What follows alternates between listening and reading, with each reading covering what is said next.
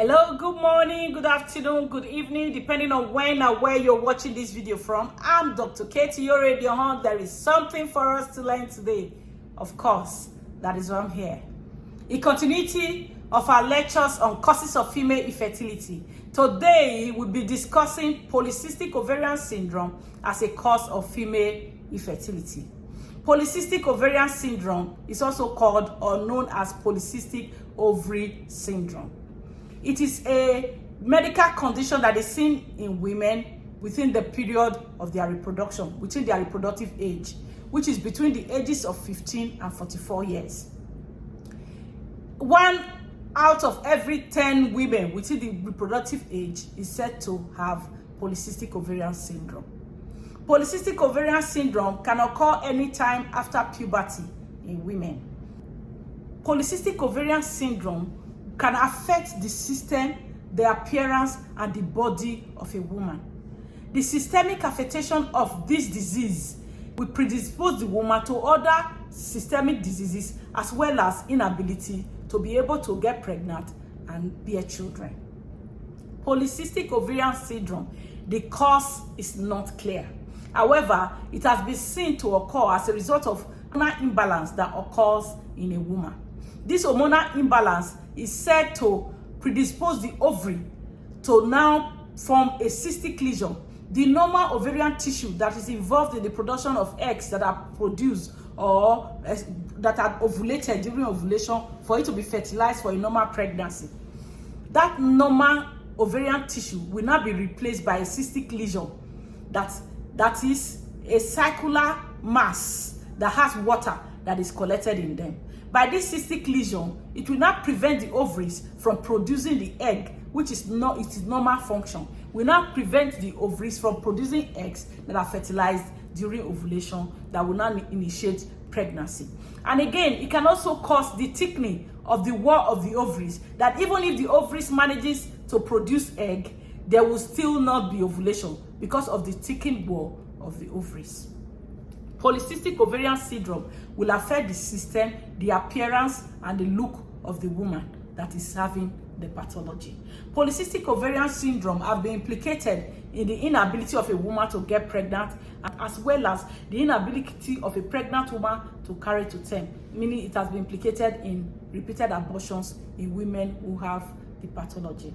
Polycystic ovarian syndrome is a condition that can be managed, and when it is managed, a woman can actually have the children that she wants to have, and the systemic diseases that are associated with polycystic ovarian syndrome can be prevented. Polycystic ovarian syndrome, like I said, the cause is not clear. However, hormonal imbalance have been implicated in the etiology of polycystic ovarian syndrome.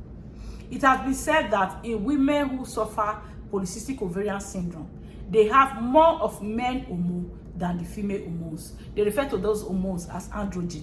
One thing you must know is that all the hormones, the female hormones and the men hormones, are seen in both sexes. We have men hormone and women hormone in both men and women.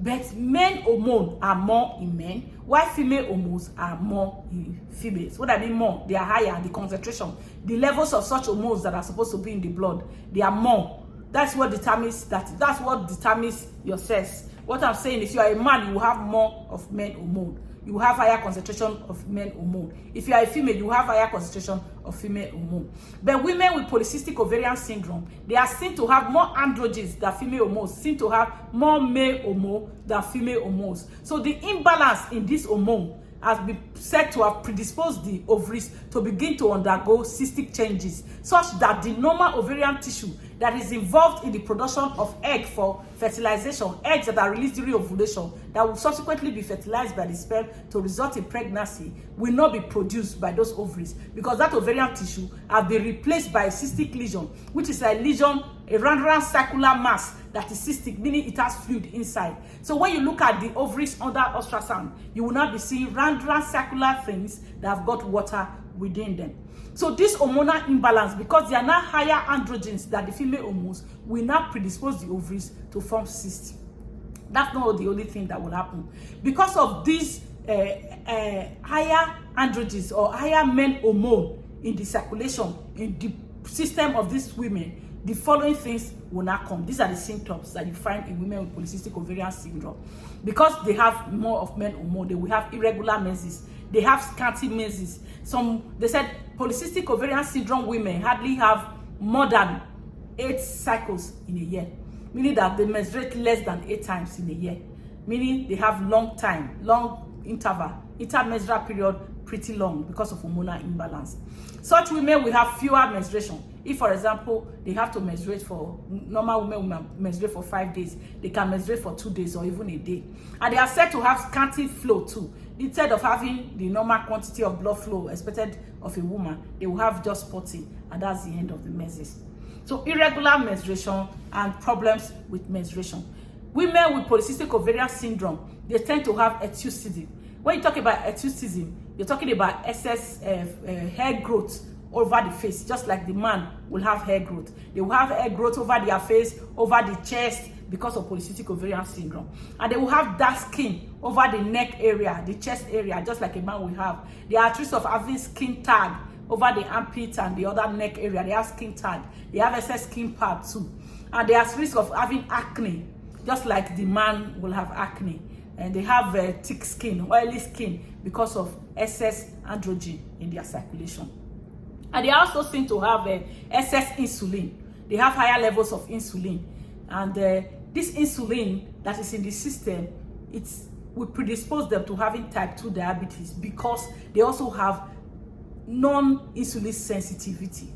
What I'm trying to say is that outside the excess insulin in their system, their cells and tissues are not sensitive to insulin.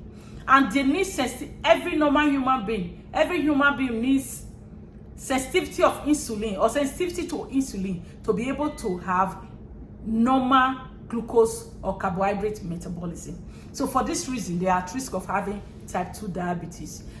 Because of this excess hormone, it also predisposes them to have abnormal fat in their system. So they have high levels of low density lipoprotein, which is not the good one, and high levels of cholesterol. Meanwhile, the good one is high density lipoprotein. This good one will be low, and they will have high one. And when they have this lipidemia, this abnormal cholesterol, abnormal fat in their blood, they are at risk of cardiac disease, they are at risk of hypertension, and they have risk of atherosclerosis.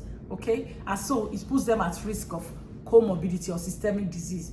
And because of this excess androgen in their system, they are at risk of having excess weight, obesity.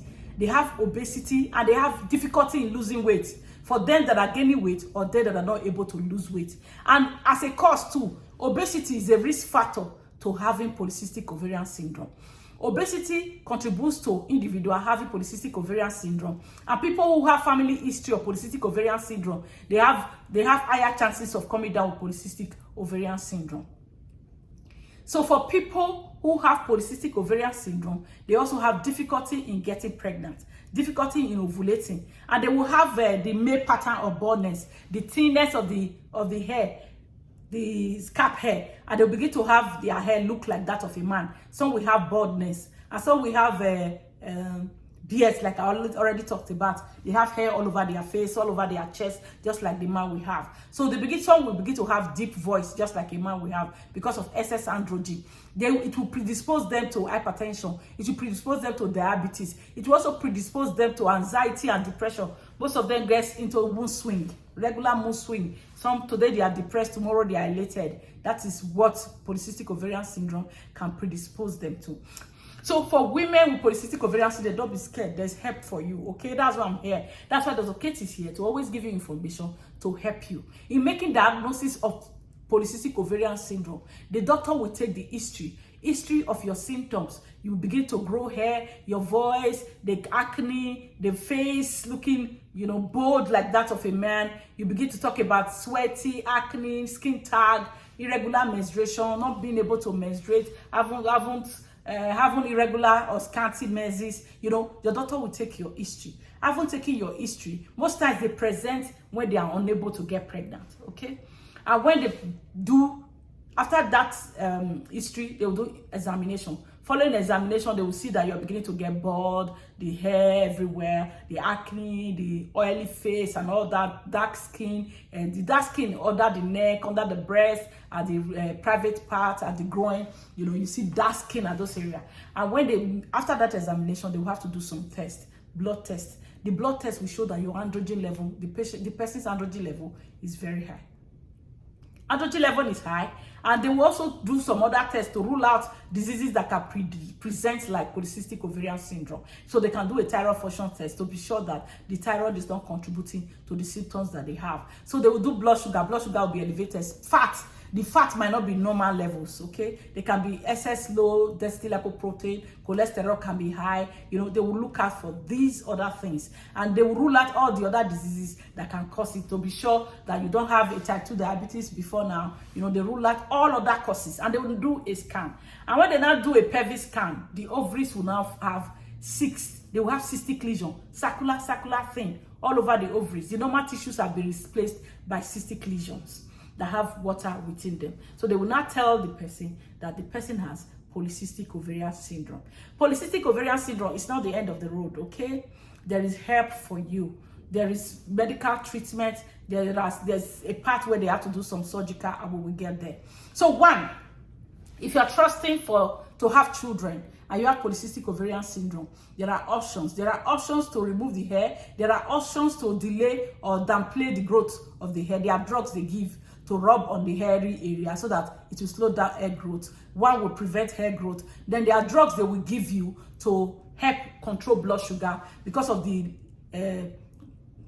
lack of insulin sensitivity. So the person is at risk of type 2 diabetes. Drugs like metformin. No, this lecture is not for self-medication. So that is why I try as much as possible not to call the names of the drugs that are involved, so that you don't go about drugging or go about self-medicating. It can be dangerous. But you need to see a doctor, because there are drugs that will help you prevent the diabetes. There are drugs that will help you manage excess blood fat. There are drugs that will help you manage blood pressure. There are drugs that will help you control the hormones, okay, to prevent this hormonal imbalance. I want you to know that with adequate treatment, people with polycystic ovarian syndrome can still have their children.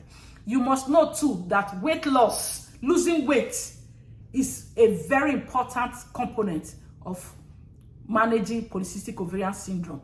People who lost about 10% or more of their weight had a better menstruation, a better routine, the regular menstruation, their own returned. People who had 10% of their weight loss, they were seen to have improved menstrual cycle. They had improved blood sugar control, improved blood pressure control. So what it is that you must aim at losing weight at all times, no matter how difficult it is, because even the weight itself puts you at risk of having polycystic ovarian syndrome. Weight will worsen the management and the prognosis. It is difficult to lose weight because with the pathology itself. So you must be seen to be cautiously looking for how you have to lose your weight. Your doctors will guide you right in this case. So they will give you drugs to control hormonal imbalance so that you'll be able to get pregnant.